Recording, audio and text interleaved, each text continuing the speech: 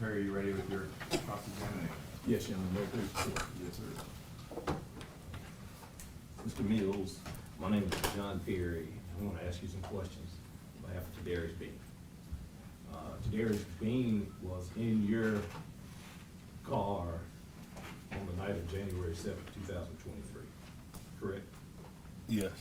And did you always drive as a two-man team? Sometimes.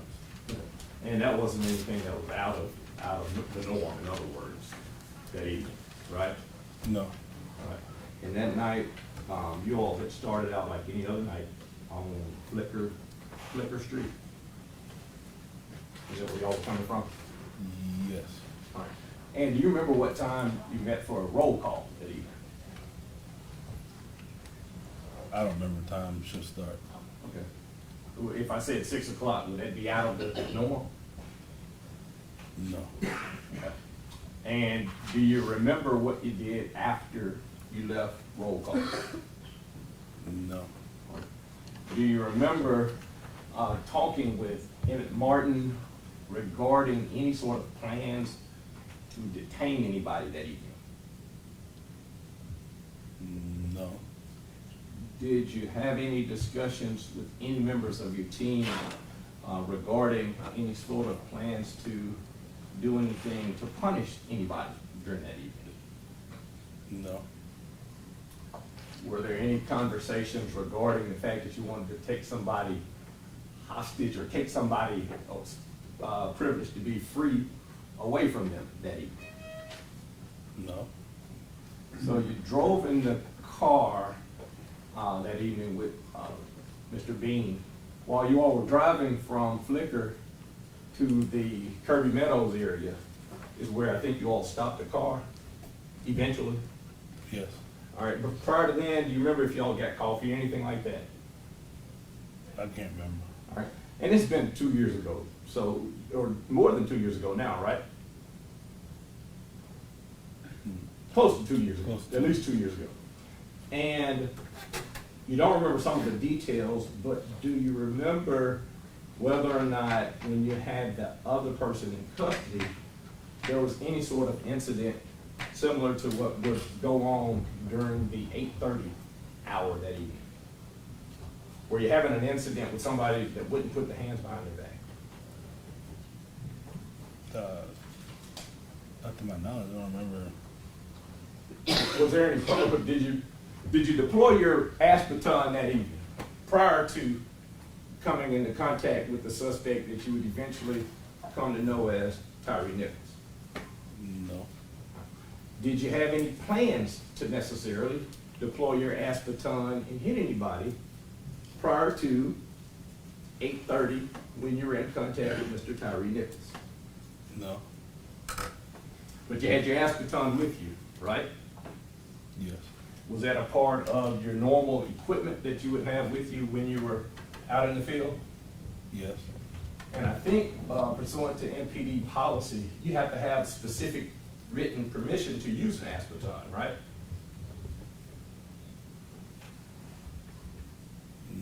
No. Not immediately prior to, but I think you have to have, and we'll go through some of the policy, but if you don't remember it, that's fine. You were certified to carry your Baton though, right? Yes. Were you post-certified as an officer that evening? Yes. And to your knowledge, was Mr. Bean a proper officer to be in your vehicle during that evening? Yes.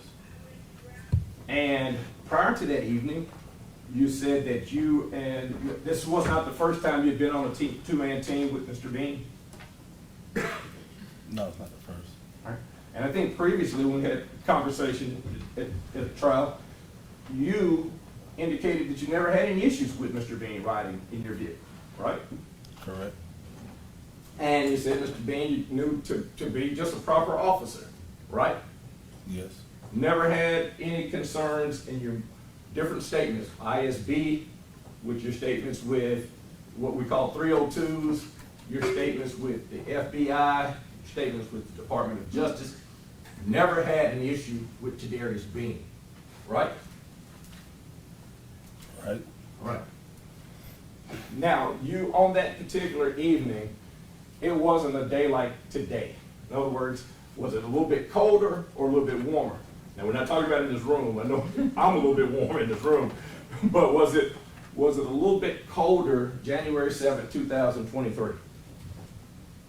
Yes. Well, if I say it was about 45 degrees at 6:30, is that about right? I don't know the weather. Had it been raining any, to your knowledge, during that evening? I can't recall. Do you recall any conditions at all during that evening that you could tell us about? Cold? It was cold. A little bit different than it was during April of 2025, right? Right. All right. And during that particular evening, it was, you said that you were at a location, you weren't specific about where that location was. Mr. Hagerman asked you, was it in East Memphis? Do you remember now that it would have been close to Kirby Parkway, that area? Does that ring a bell to you? If Kirby's where there's CVS and there's a farmer's market over that area. Okay. I think Okay. that's Kirby. Now, you don't currently live in this area, right? You moved. Correct. All right. And back then, though, you were a resident of this area, Yes. and you worked for MPD, right? Yes. And you described that you were assigned to the Scorpion unit, right? Right. Now, you said it was during COVID, and if it was during the year 2020, was it called Scorpion or was it called the CAT team? Cat team. And what does the CAT acronym stand for? Do you know?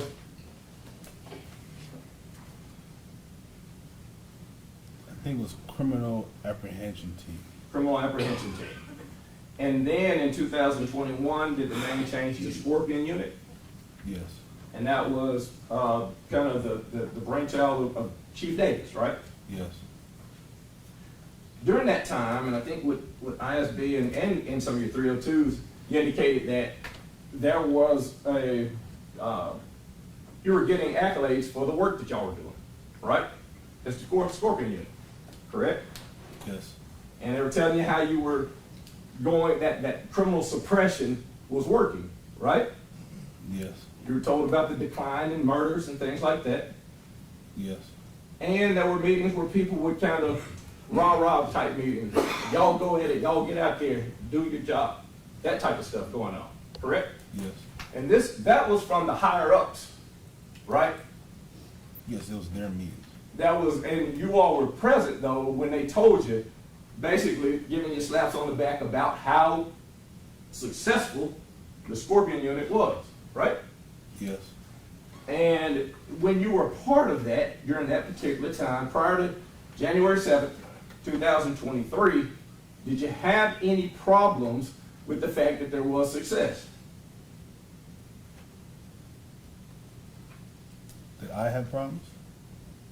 Or who? I'm gonna ask you about your problems in a second. Let me ask you this way. Had you met with Forrest Christian prior to that? In 2023? Yes. No. Who was Forrest Christian?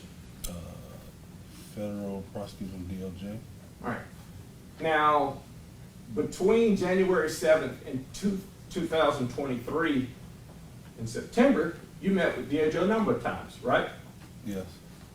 Now, that would not have been immediately after this January 7th, 2023, 8:30 incident, though, correct? I don't. Let me ask you in a better way. January 7th, 2023, incident happens. After the incident, you said previously that you and Tadarius Bean went to St. Francis Hospital, right? Right. You had a suspect in custody at St. Francis Hospital, right? Right. And you stayed there until you were relieved from St. Francis Hospital that evening, correct? In the morning, early morning. Right, early morning hours, 1 or 2 o'clock, I think was your prior testimony, correct? Correct. You remember what officer relieved you that evening? That early morning, rather. I want to say Matthew. Okay. And was that a member of your team also? Yes. And your team the Scorpion Unit is broken into 3 different teams, Yes. and you were part of Team 1, right? Yes. And I know you put some of this out of your memory. You don't remember your call number, correct? Yeah, I don't remember. All right, but and I'm going to ask you to go back in some of this to replay just so you can give a picture to the jury about what was going on. After that evening, when you got back, or in early morning hours, were you asking any questions from anyone? Yes. Who asked you questions? TBI was there. The security squad, that's internal affairs, they were there in the office. And that was it. Had they been there on other incidents prior to them to talk to you? No. All right. And at that particular time, you had made close to 1,000 arrests at least, right? I don't know. You made a lot of arrests, though. Yes. And you said repeatedly, ISB, DOJ, FBI, TBI, that this was the most difficult arrest that you had ever had. True? Yes. And you also said that you don't remember an arrest fee resisting that difficult. Correct?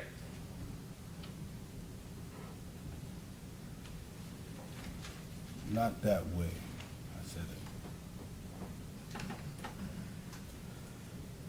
A few minutes ago, you were talking about you sprayed twice, right?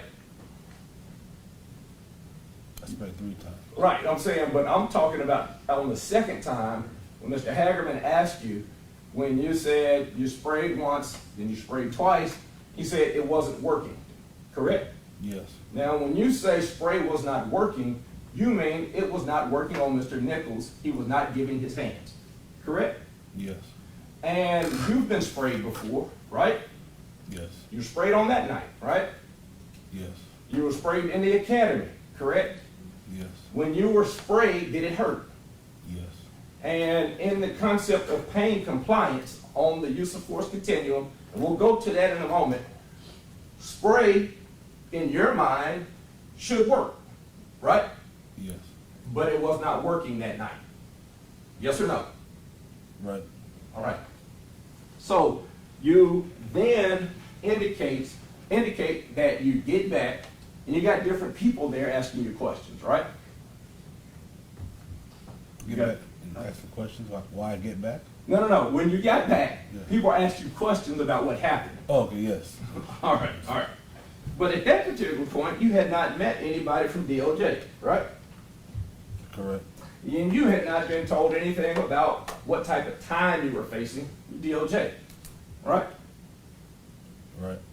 You, at that particular point in time, were not asked anything about participating at trial against Darius Bean, correct? Correct. You were not asked anything at that particular point in time about anything to do with testifying against Justin Smith, Demetrius Haley at trial, right? Right. You weren't told at the point that you were giving statements to ISB about what happened, any information whatsoever about the possibility of facing life in prison, correct? Right. And at the time that you were giving your statement to ISB, you had met 9 different times with DOJ, with your story changing, right? I don't know how many times I met with them before ISB. Right. But you could see the fact, and you could see that at trial previously, your story changed detail-wise over the period of time from January 7th, 2023 until February 2023, again in August when you start meeting more with DOJ, right? No. You're saying that it didn't change. I'm saying, Now you got to talk up. I asked you a question. repeat the question. Your story progressively changed. When you met with ISB, you had 0 complaints against Darius Bean about whatever he did that evening, correct? Correct. And you had no complaints about the fact that he stayed in the fight with Tyre Nichols that night when you were talking with ISB, did you? Correct. And in fact, during that evening, when you were talking with ISB, you had seen your body worn camera, had you not? No. Now, earlier, Mr. Hagerman asked you about whether or not you saw the pole cam. Your answer was you didn't know it until you got back, right? To the office. Right. Now, you can't speak for Tadarius Bean whether or not he noticed the pole cam, correct? Correct. In fact, when you got out of the vehicle, you had to go back because, as you stated, you failed to lock it, right? Yes. And Tadarius Bean had already got to and apprehended Tyre Nichols that evening, right? By the time you got there. All right. He had a head start, right? Yes. You're in the vehicle, you had to put it in park, correct? Yes. And he gets there to Mr. Nichols prior to you getting there. Am I right? Correct. And at the time that he got there, you can't testify as to what he saw or noticed in that area. Am I clear?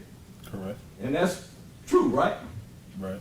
And you wouldn't have any information regarding whether or not there's being indicated. I know that there's a light in here, right? Right. Okay. Now, at some point, you went from ISB to talking with the U.S. Attorney's Office, and you had made a decision that you were going to cooperate and change your plea, right? All right. You remember the date on it, Mr. Perry? Just real quick, so you're using some acronyms, I just want to make sure that we're clear. What is the ISB and? Oh, I apologize. Do you know what ISB, I'll ask you another question again. You know what ISB is? Internal affairs. And technically it's Inspectional Services Bureau, but it's what? Internal affairs. Okay. And so you talk with Internal Affairs a day or two later as far as the formal recorded statement, right? Yes. I don't remember when, but I did talk to him after. But that was after you had already talked with TBI and ISB the early morning hours of January 8th, 2023, correct? Yes. And at that point, there were no charges filed against you, right? Right. And you were not given an option of saying that you're going to continue in your story with ISB versus changing your plea of guilty away from the life possibilities that you were facing, right? All right. All right. And so you were handed a copy of a memorandum of understanding. Remember that earlier today? Yes. Now approach you on it. You can just reference what exhibit it is. And that's Exhibit 4.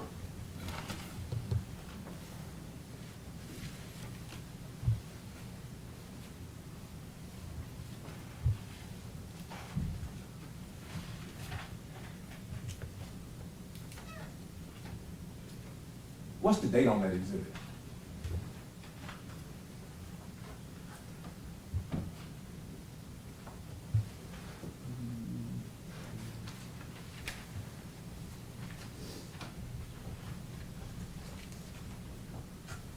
I don't see a date. And that exhibit is written by, or at least signed by yourself, right? All right. Your lawyer, correct? Correct. And by Mr. Hagerman, right? No, it says Morrow. Mulroy. So you know who Mr. Mulroy is? Yes. Who is he? The district attorney. The district attorney, right? Yes. Big guy. And it's signed, right? Yes. 2 lawyers and yourself signed it, but it's undated, right? All right. Okay. Can you tell this jury when you decided to sign that?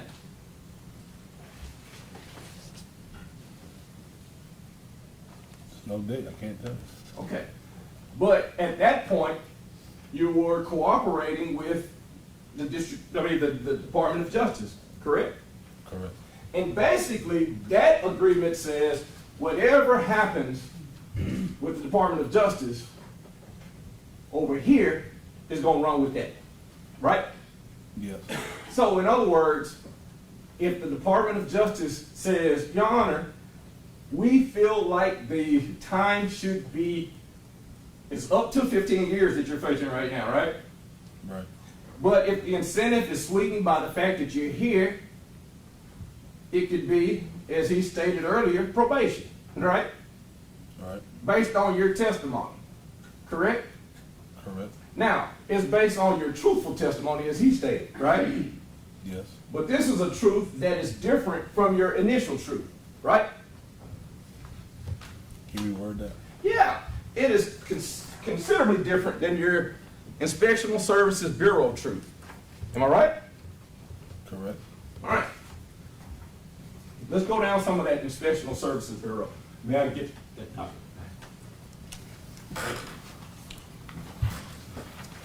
Before I get into that,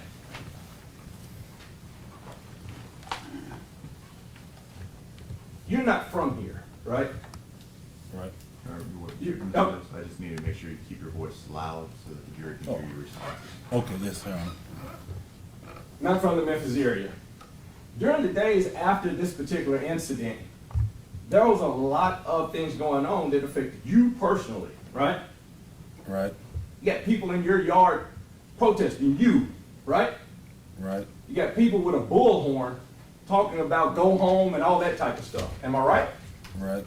And that is after you gave this ISB statement, correct? I believe so. Right. That is after your story changed, in other words. I don't think that happened when the charges came, I believe. Correct. And I might have asked it in a bad way. Your ISB statement is the night of, right? No. Okay, I thought you talked to them verbally when you got back from the hospital. I did, but there was no statement taken. Right. I'm not trying to there's no trap. That night would have been January 7th, is the night of the incident. January 8th, because time changes over to the next day, midnight, you get back to Flickr around 2 or 3 in the morning, right? Right. And you said earlier, TBI, ISB, and other people are there, correct? Correct. Who is TBI? Just for the sake of the record, do you know? Tennessee Bureau of Investigation. All right. And they took over the investigation, correct? Yes. Because it involved MPD, Memphis Police Department, right? Because Ms. Nichols was critical, they took over. I got you. But that would be what you would expect if it was a shooting and he's critical. Would TBI be involved to your expectation and based off of your training?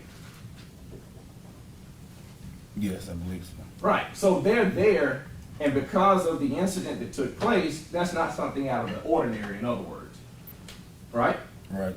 All right. So we're January 8th. Now I have, this document is dated. It has January 11th, 2023. Does that sound fair? 2 or 3 days later? Yes. That you're talking with ISB, right?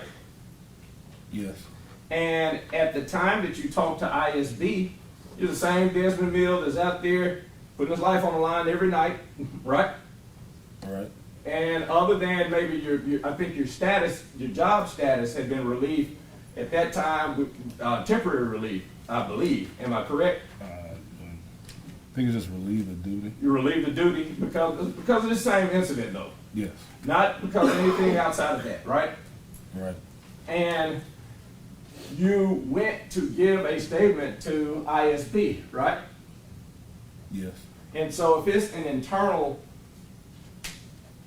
Inspectional Services Bureau statement, even though you're relieved of duty, you're still an employee. Am I right? Yes. All right. And so you give this statement at that particular point in time. Let me be clear. The protesting in your yard and all that stuff wouldn't be for another week or so, or 2 weeks, right? But it happened. I don't know when it happened, but it happened. It happened after this, though, right? Yes. Okay.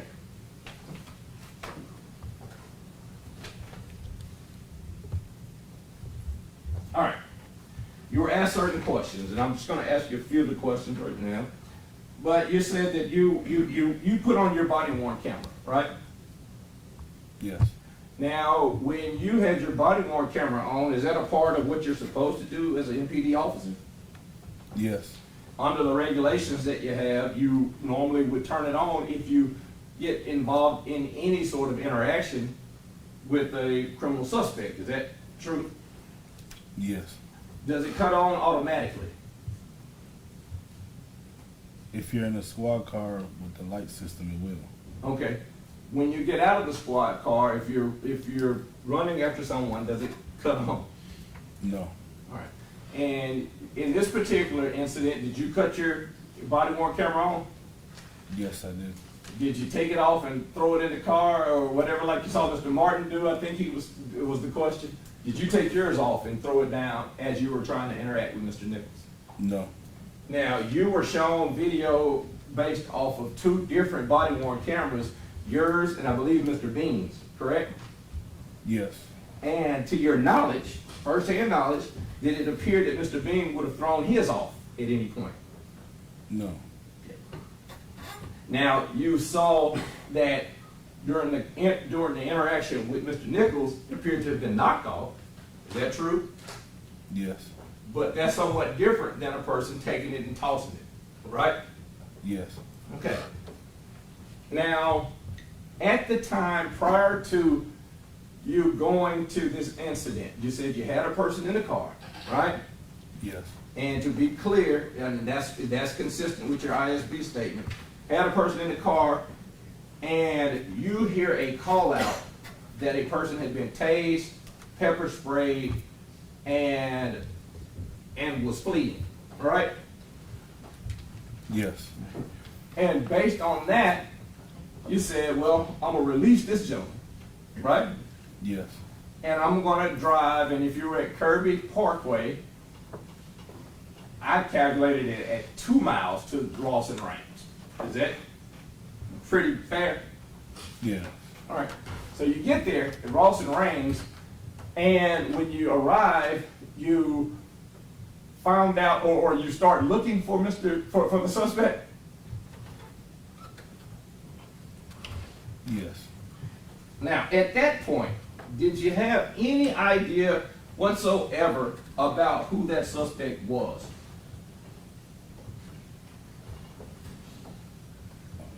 Only thing I knew was he resists, he pepper sprayed, and he was tased. All right. So there wasn't any conversations regarding the fact that this man was supposed to have been dating somebody's girlfriend, anything like that, right? No, I didn't hear none of that. And anything regarding that would be inaccurate, correct? To my knowledge. Right. There was not, Mr. Bean didn't say, hey, let's go get Mr. Nichols. Anything like that, did he? No. All right. And to your knowledge, when they talked about this, when this call out came out regarding a person who's in that area, did you or Mr. Bean have any conversation about who you thought it might be, or who it was, or what that person might have been doing? No. You drove to the area, right? Yes.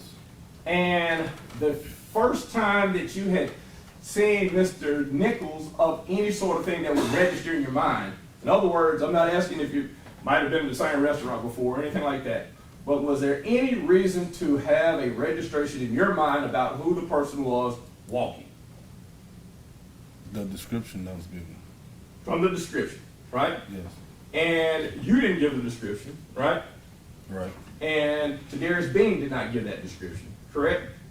Correct. Did you all have any first-hand knowledge about what happened on that first scene? No. Okay. So, on the video at 8:32 approximately, you see the suspect, right?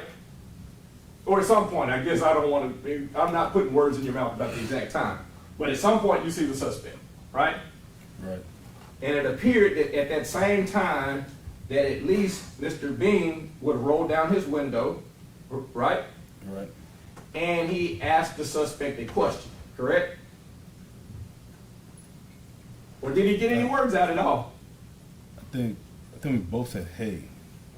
When you said, hey, what happened? Mr. Nichols took off running. Okay. Now, in your prior testimony, with your 302s, with DOJ as well, and with ISB, do you have any criticisms of Mr. Bean getting out of the car at that point and chasing the suspect? No. In fact, if you see the person and you see him turn and start running, if Mr. Bean says, I'm not getting out and chasing him, that would be a problem, right? Yes, could be. Yeah, it could be. That's not doing your job the way that you're understanding the job is supposed to be done, in other words, right? Right. Okay. So he runs and he eventually catches up to the suspect, right? Right. Now, there was one thing that changed from the ISB, and I think at the last trial and I can pull it up and show you, but you were clear, and you weren't asked this question here today, but you were clear about the fact that once it was slowed, the video was slowed down, that was the first time you'd seen it kind of in slow motion, right? Yes. Last time with you, right? Right. And I asked you, at that time, did it appear when it was running slow motion, whether or not it appeared that they were slapping at Mr. Nichols' hands or wrist area? Remember that? I remember you slowed it down. I watched it, and it looked like he did not punch him. Okay. And that's what I remember. And when you saw it, and that hasn't changed today. In other words, you never seen Kadarius Bean punch this man in the face or hit him in the face at all, right? Yes. Okay. That's yes that my question is right because we got to have a transcript. Oh, yeah. In other words, that the answer to that question is that he did not hit him in the face, head, or any areas like that. Am I correct? Yes. Once you slowed the video down, I was able to determine that. Okay.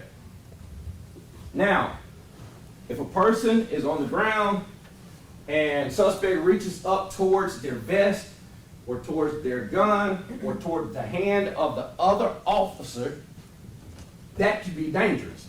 Can it not? Yes. All right. And it's clear that that can be dangerous.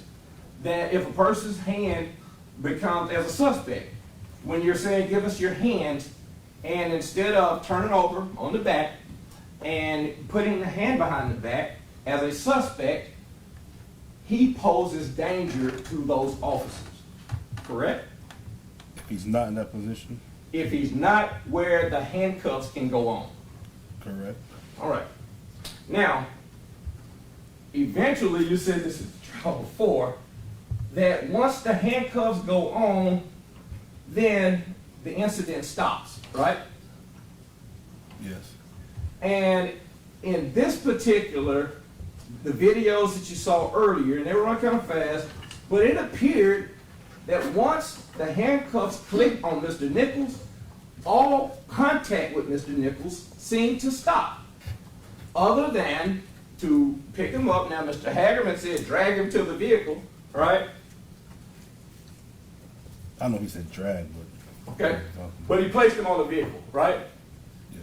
And it appeared that it was Mr. Bean and Mr. Smith that placed him up against the vehicle, right? I believe so. Right. But they never did punch, kick, hit, or anything like that, right?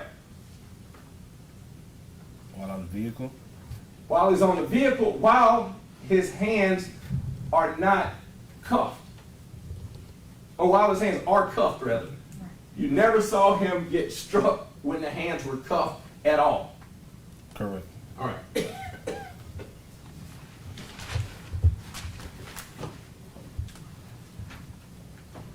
You talked previously about how something can look excessive, but it really just be ineffective, right? Was your spray effective? No. All right. So your spray was ineffective. You sprayed it 3 times, right? Yes. Okay.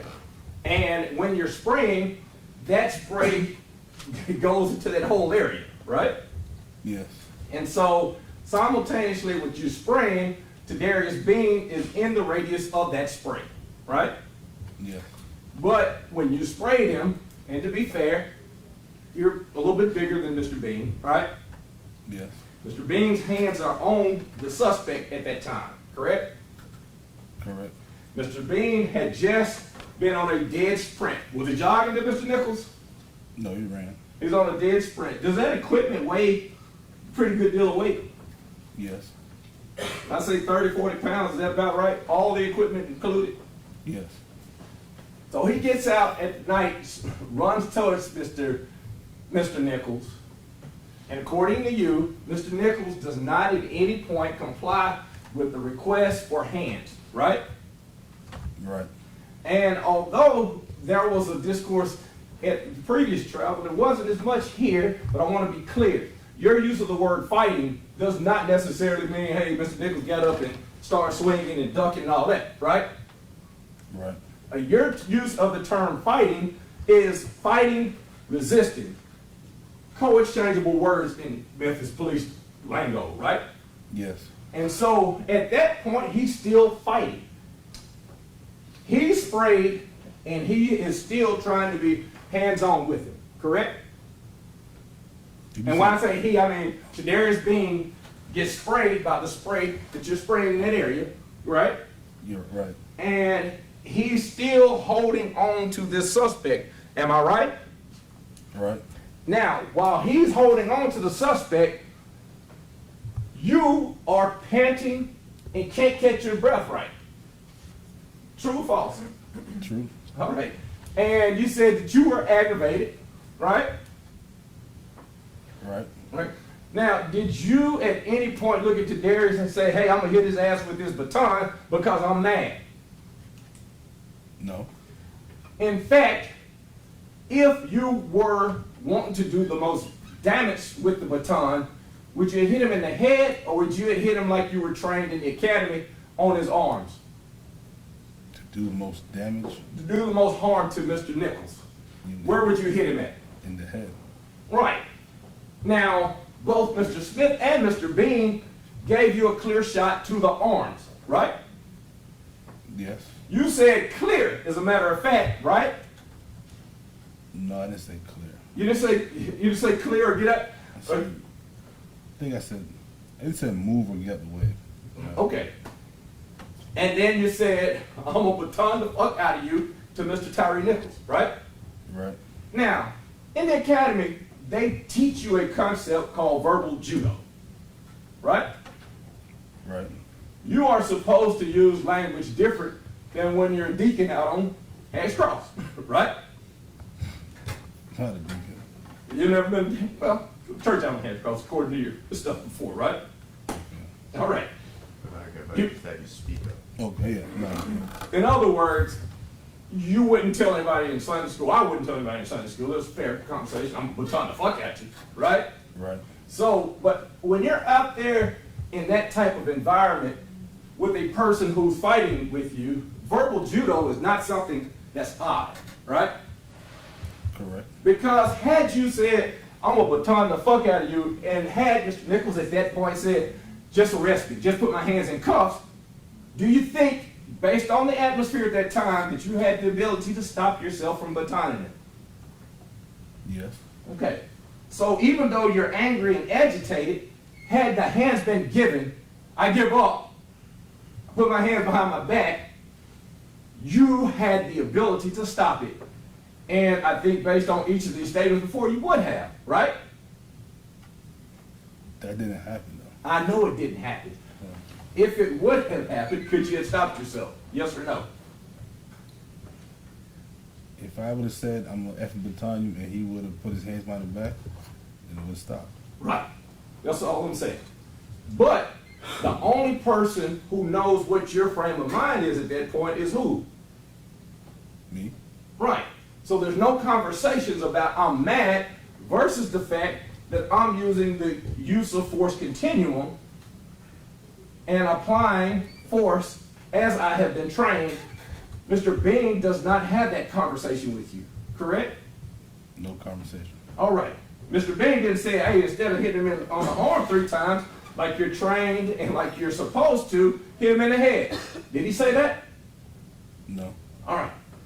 In fact, he cleared so you could have a clear shot to the arms, correct? Correct. And you hit him 3 times. Is there a reason why you hit him 3 times and then put the baton back together? I was finished with the baton. I understand that. But is there a key to it being 3 times versus 10? No key to it. Is there training regarding how many times you're supposed to use a baton in that situation?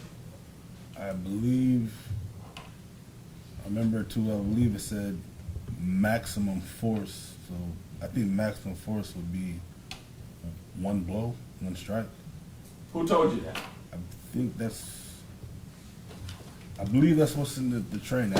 It's been a while. Was that something you developed once you were talking with DOJ? No. Did your understanding of how to use the baton change when you're talking with DOJ? No. You seem to have had some training because you flipped it out there spot on, right? Yeah. Buchanan. And maximum force, right? Right. I'm gonna let you look through this. May I approach?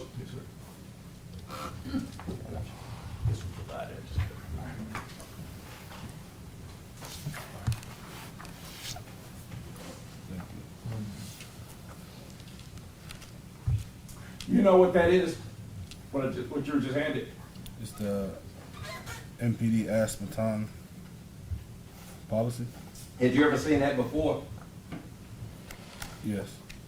And in order to use a baton, are you supposed to be familiar with that policy? Yes. You want to look through that policy? You just look through it for a minute.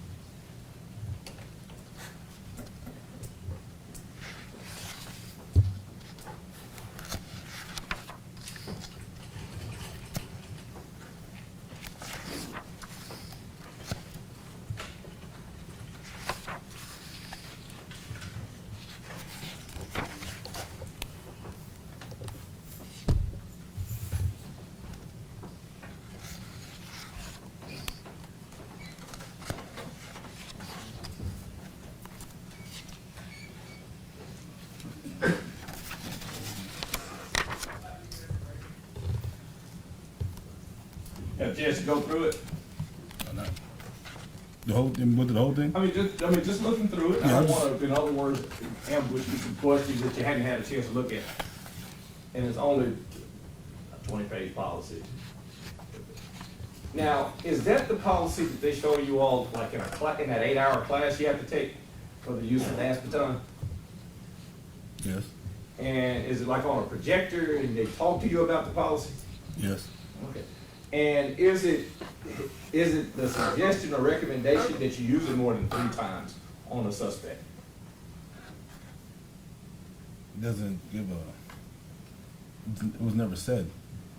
No set time, right? Correct. So you administered 3 strikes, right? Yeah. And you administered 3 strikes under your understanding of that policy.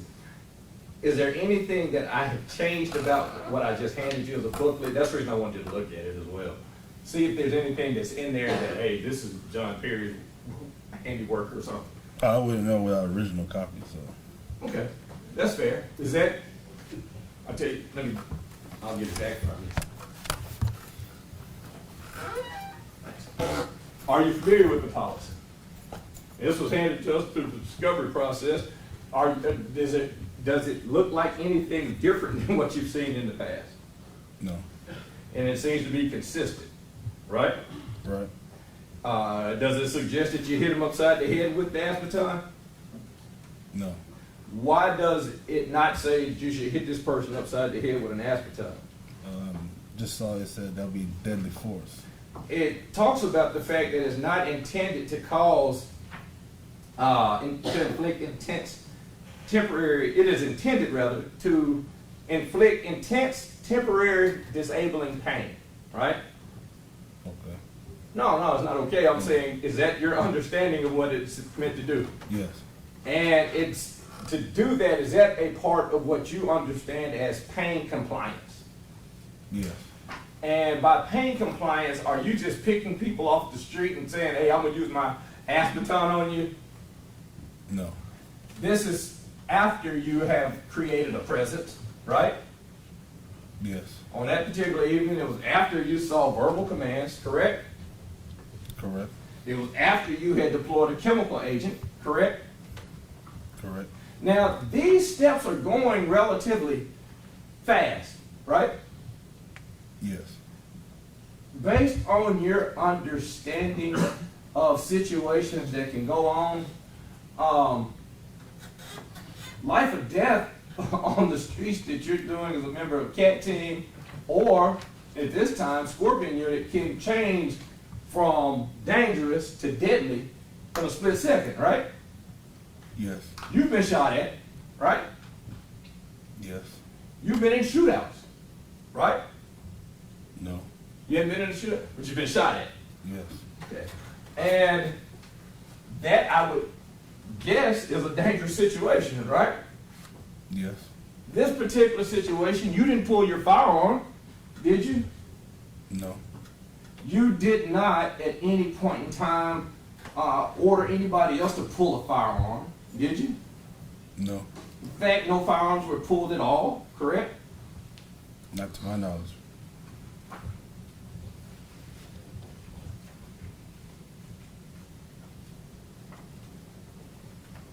It says maximum force eliminates the need for multiple strikes, decreases the need to escalate in force, and it shortens the time span of the confrontation. Can you tell me your understanding of that?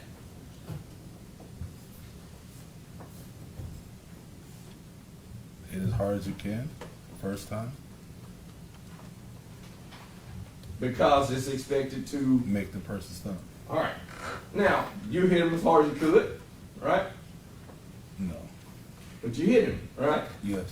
And that's interesting. You didn't hit him as hard as you could, correct? Correct. You used it and then you put it up, right? Right. So you weren't trying to kill him, right? Right. And nobody out there was saying that we should try to kill this guy, right? Right. In fact, unlike if it was a shooting, person that shot at you, it'd hit you, could kill you, right? Right. No questions asked. He could have. I'm not saying it, but he could have killed you, right? Right. So in other words, what you were using at that particular point in time was not deadly force, was it? Nope. Yes, speak up. No, it was not done. All right, did you hit the downward 45-degree angle? Did I hit him at a 45-degree angle? Right. Or do you mean that I swing at a You 45? swing it at a 45. I swing how it's supposed to be swung.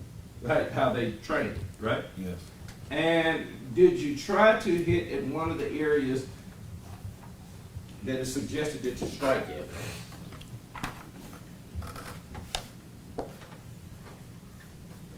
Yes. Which one? Between the radial nerve and the median nerve.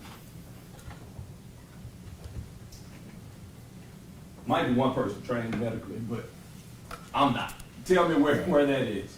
It says the radial nerve is above wrist and median nerve is top of forearm. All right. So you hit, in other words, either from right here to right here, right? Yes, so the right arm. Okay. And that's the only place you hit. Yes, Didn't strike in the head, right? did not. Didn't try to hit him in the groin area or something that was going to possibly injure him, in other words. Did not. All right. And so on that particular evening, you at that time, and I think it's been consistent, that there was not a plan to take something like robbing this guy or something like that, right? Right. There's no plan to in any way take away his freedom from him to try to call out for ransom or something else, correct? Or to take him from one location to another for some illegal reason. Am I right? Right. And you were acting under color of law because you were a sworn officer, and to your knowledge, Mr. Bean was a sworn officer as well, right? Right. And to your understanding, a call out that the person had been tased, pepper sprayed is indicative that they have committed some sort of felonious act, right? Right.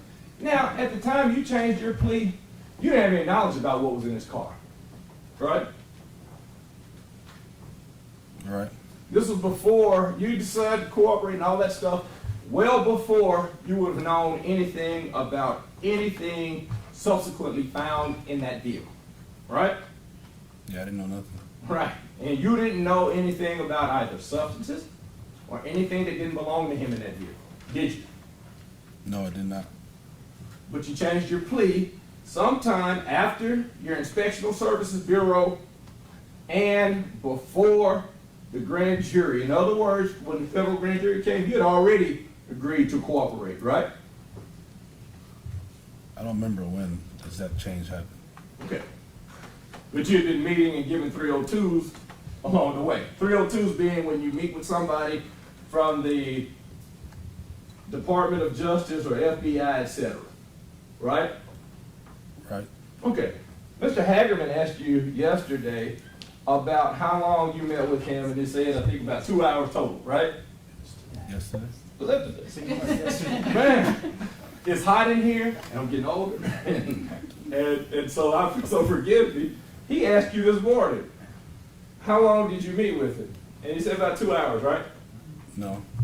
How long? I said maybe an hour. Maybe an hour total, right? Yes. In preparation for this. Correct. Now that's in stark contrast with how long and how many times you met with DOJ, right? You gotta speak up. I guess so. No, you can't guess it. Well, yes. All right. You met with DOJ so many times that at the trial in the fall, you didn't even remember how many times you met with him. Remember that? I don't know, but a lot. That was your answer. Do you Yes. remember that? Yes. And you met with them, and your truth kept changing somewhat. The details kept changing. When you met with ISB, when you talked with ISB,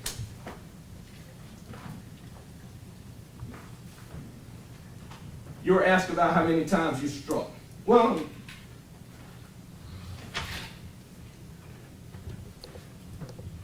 this is back in January 11. Remember being asked, and how do you know it was ineffective? And I imagine talking about the spray. I'll go back to the question.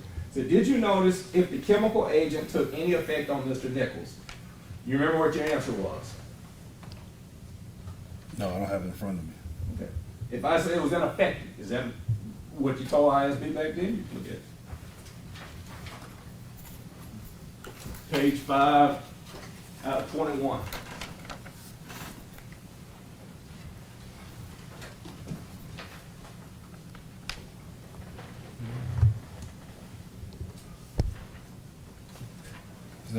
I said it was ineffective.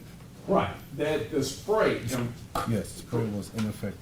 And in other words, when you're talking to them, you indicated the fact that when you used the spray 3 times, it had no effect on Mr. Nichols, right? Right. And it's consistent with today. Now, you remember when you were talking with DOJ saying stuff like, You know, you don't know the effects of it and all of that? No, I don't remember that. Okay. But so we're good on the fact that it was ineffective. Yes. And we're good on the fact that you properly used your aspartame, right? No. All right. What's a continuing cooperation agreement? Do you know? No. Do you know whether or not you would get credit for speaking over here when you go for your sentencing hearing across the street in a few months? Possibly, maybe. Possibly, maybe. In other words, you expect it, right? Yes. All right. So, back to the question, when you say, I today think that I didn't properly use my aspartame, it changed somewhat from when you were talking to ISB back on January 11th, 2023. Because then you were definitively positive that you properly used your aspartame. When you asked me last time, I told you, because you asked me why it wasn't properly used, it's because Ms. Nichols wasn't actively resisting. I wouldn't have asked you why. I would have told you why in my question. Because I would have had the ability to look at what your answer was right there. You indicated a why. You said because what you just said then. Say it again. Because he wasn't actively resisting. Right. In your statement, you actually used the term prior to anybody defining it for you as active resistance. When you were talking with ISB, you said he was actively resisting, right? That's right, and I told you that the statement wasn't valid. No, I understand that. At that point, when you were giving that statement, you weren't sitting up in a room full of 3 FBI agents, Forrest Christian at the end of the table telling you how stupid you were if you were going to not change that story. You didn't have people from the TBI at this end reporting actually what was said, and you didn't have 3 other attorneys from the local AUSA office saying what would happen to you if you didn't cooperate as a witness against Tadarius Bean. You didn't have that at that time, right? When you're at ISB, you had a few people asking you questions about what He's happened. asked a question, Mr. Bean actually started to answer, and then he just went into another question loudly, not even giving Mr. Bean a chance. I wouldn't have had him allowed to answer the question. I will. Mr. Mills, I'm sorry, Mr. Mills. Mr. Mills, you changed your answer about active resistance after you initially said what active resistance was in your statement, right? Yes. Okay. Now, active resistance does not have to be punching, does it?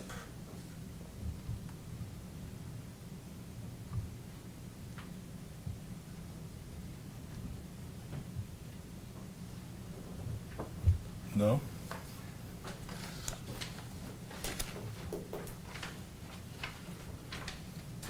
Does active resistance have to be kicking a person?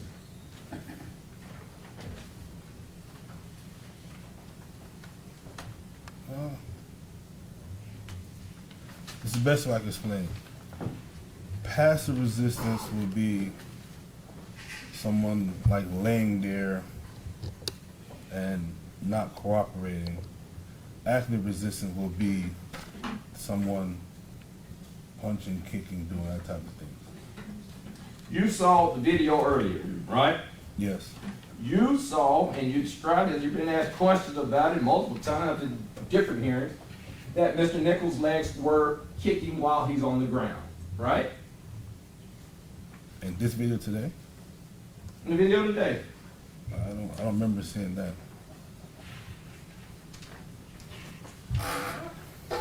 Your body worn video. We're gonna watch it, but instead of watching it at full speed, we're gonna watch it at half speed. We can have audio. Well, I'll tell you what, the audio is gonna be, you can turn the audio down.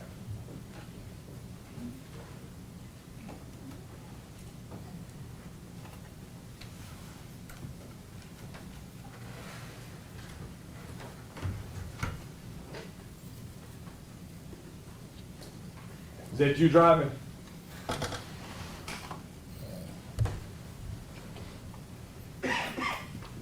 Looks like it.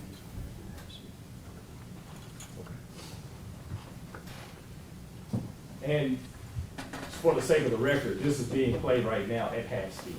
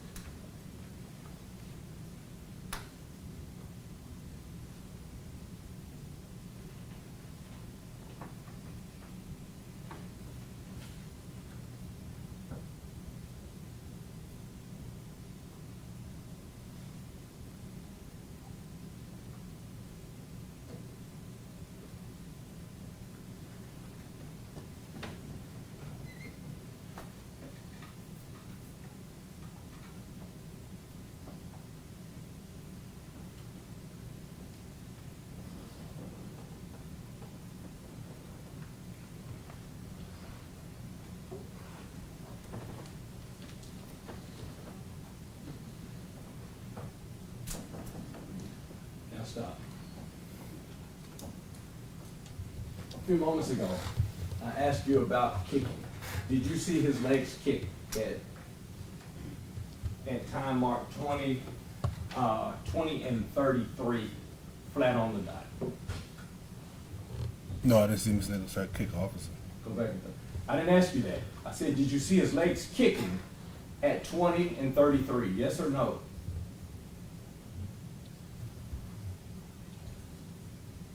Right there? No, I didn't see him kicking.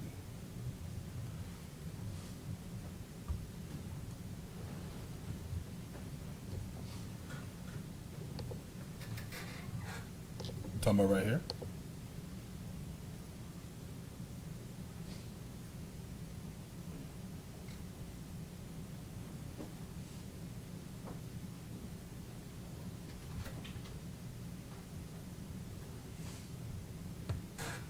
Right there, stop. Did you see his legs kicking at that time? Yes or no? At 20, 33, and 10 seconds. Yes. All right. He went up. we're gonna come back to the video, but you cut the lights on down.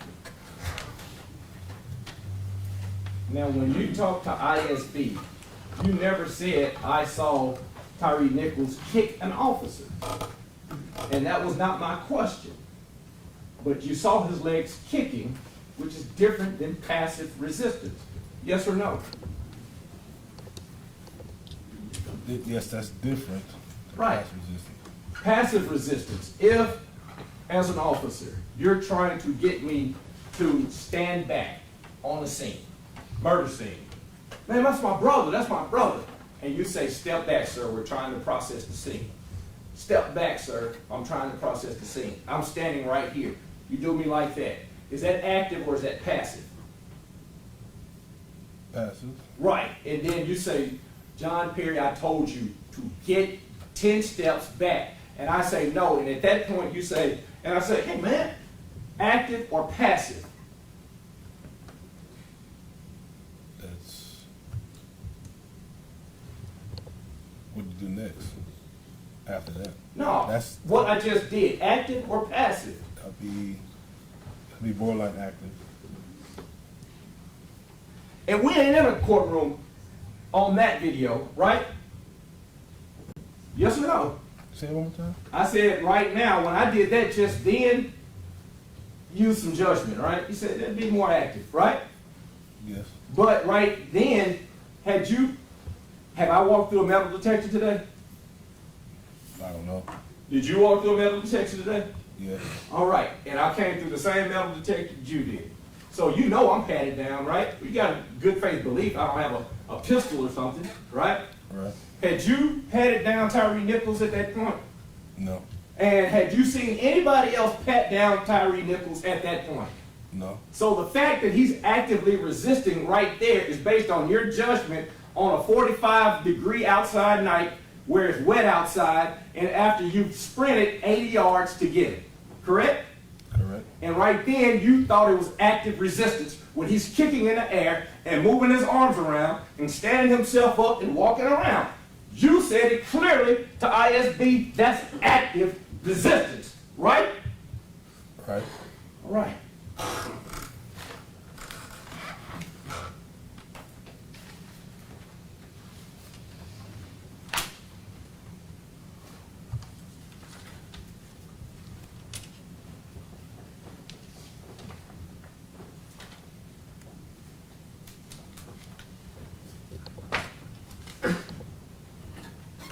You were asked questions about a duty to intervene earlier, right? Right. And when you were asked questions about duty to intervene, was the policy read to you so that you could answer it based on the policy in front of you? No. All right. And have you had a chance to look at the policy in your preparation for today? No. But previously you've had a chance to look at the policy, right? I can't recall. Now approach me.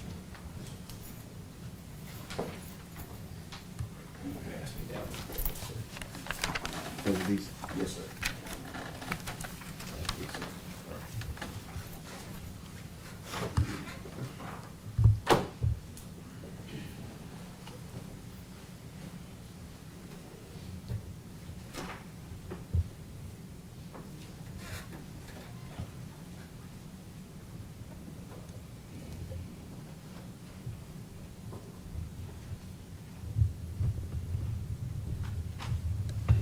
You see it? Yes. And you see the word reasonable in that.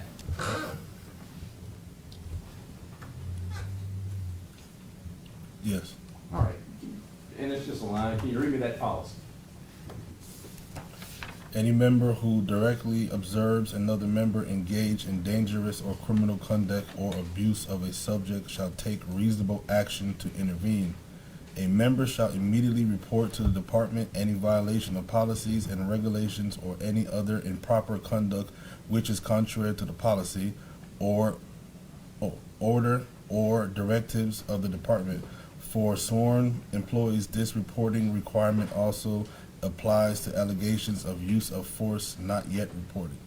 Okay. And your reading of that, it said that shall take reasonable action, right?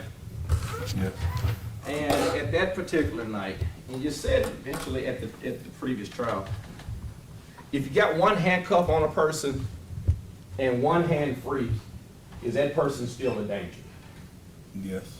And if you're holding on to the free hand so that the person who's holding on to the cuffed hand cannot get punched in the face, so that he'll release the cuffed hand, that is a reasonable action to hold on to that hand, right? Yes.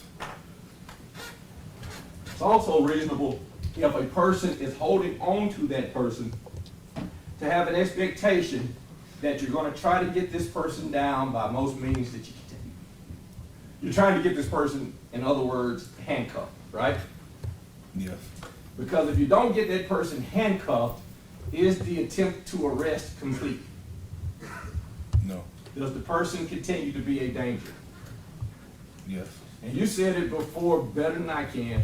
It is difficult to put handcuffs on a person that does not want to be handcuffed, right? Yes. And it's, in addition to being difficult, it's even more difficult if you have run a distance of 80 yards, tackle this person, put him on the ground, and he's resisting you, right? Right. You seemed a little bit tired, right? Right.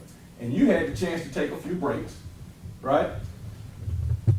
In other words, out of 3 minutes during that time that they're wrestling with this person and trying to get his hands in handcuffs and all of that, you were walking away trying to get your eyes together and your breath together, right? Right. And during that same period of time, Mr. Bean is still trying to put handcuffs on this person, right? Right. And the person is not giving his hands up to be handcuffed during that time frame, is he? Right. And so, it takes us into a person that I haven't asked a lot about, Emmett Martin. Did anybody tell you that night that Emmett Martin is dangerous to be with on this team? No. Did you have a conversation with Emmett Martin about the fact that he felt homicidal? No. Did you have conversation telling you that Emmett Martin should not be on duty because he was having mental health issues? I only found out all that stuff from the last trial. Right. So, in other words, January 7, 2023, 6 o'clock, you meet at Flickr, right? Yes. Nobody briefs you on the fact that, hey man, one member on your team feels homicidal. Nobody looked you in the eye and said that, did they? No. Nobody had a sub-meeting, or in other words, 4 of y'all get together and say, hey guys, we got to look out because Emmett Martin's going to feel a little bit off tonight. Anybody say that? There was we did know he wasn't feeling himself, but we didn't know particular that it was any mental issues. Did you know he was going to pull Tyre Nichols over? No. Did you know that when he got to the scene and y'all were struggling with Tyre Nichols, that within a 12-second period he was going to hit him 3 times? No. And did you know the force for which he was going to hit the person while he's holding on to him? No. Would that have been something pretty good for him to have told y'all if you were going to struggle with him on a rainy, slippery street in the middle of January? Yes. That would have been some helpful information, right? Yes. Because while you're coughing and phlegming and spitting and getting your breathing together and your eyes burning, you could have told your co-officers, hey guys, watch out for what Emmett Martin might do while you're holding him, right? All right. And you never testified to the fact that you thought they were holding him so that he could get hit, right? No. Right. In other words, and I want to be clear on this point, you don't have anything to offer this jury about the fact that you think that these 2 men were trying to hold him up to get hit. Now, this requires speculation with regard to the mental stages. No, I mean, he can give his, if he knows, I'll allow him to answer the question. And with that, could Mr. Perry identify the 2 men he's talking about? If you can just rephrase it. yes. To Darius Bean, Justin Smith. Y'all stand up.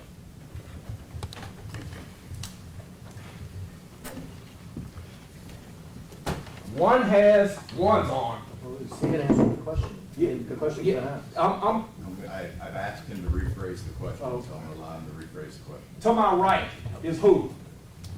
This is my right hand. Who is this? Smith. Smith. All right. To my left is who? Bean. All right. On that night, you just described the fact that they were in a struggle with Tyre Nichols, correct? Yes. And while they're struggling with Tyre Nichols, was he given his hands to be arrested? No. No. Okay. While they are holding him and trying to pull him in different directions, did they have any knowledge that you are aware of that Emmett Martin was going to hit him? Not to my knowledge. Right. And there's no way that they could tell that Emmett Martin was going to try to hit him and hurt him or anything like that, right? Not to my knowledge. Right, and it seemed, even based off of today, 2 years later, that they're holding him, trying to get him into custody. That's it. Right? Right?